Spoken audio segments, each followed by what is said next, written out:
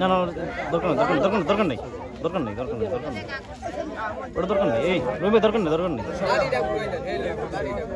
এমন ৫-৬ জন লোক মারা গেছে বা ধান কাটতে গিয়ে অনেক লোক মারা গেছে বিদায় আমি মালয়েশিয়া থেকে আসার সময় একজোড়া জুতা নিয়ে এসেছি। আমি পানির মধ্যে ঘাস কাটি এবং শুকনো জায়গায় ঘাস কাটি। আমার বিলের দ্বারা বড় পুষ্কিম আছে, অনেকে বলছে ১৭ ভাবে ঘাস কাটতো, তখন আমি এই জুতা ব্যবহার করি। আজকে সকালবেলা ঘাস কাটতে যাবো, সকালবেলা ঘুমের থেকে উঠেই ফস হয় নাই, আন্ধার ভাব, তখন আমি জুতা পাই দিই। মনে করলাম যে আজ জুতা পাই দিলাম না, আজ সাপের লোকের দেখা হয়ে যাবো। পরে আইসি বলেই দিন আমার নেড়ে লেগে সাপ দেখা যায়, তখন আমি কইছি যে এটা রাসেল ভাইবার সাপই।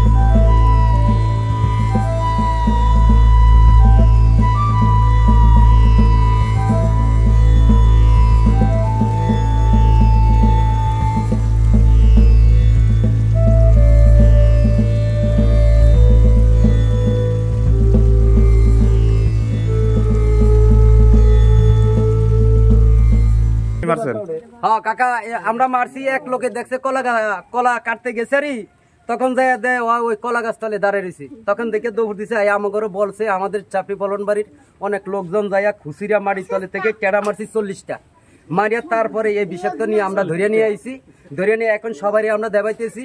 যার যার সামনে পরে সবাই সতর্ক থাকবো, পাইলে ওরে কি মারতে হবে। আচ্ছা, আর আসল কার সাথে? আমাদের সাথে অনেক লোকজন ছিল, জনগণের কোনো অভাব ছিল না। পাইছেন কোন জায়গায়? পাইছি বেরিবাদের পূর্ব কলাগাছতলী, পশ্চিম কলাগাছতলী, কাছারি বাড়ির দরজায়। এখন লোক হচ্ছে চাপড়ি পলন বাড়ি।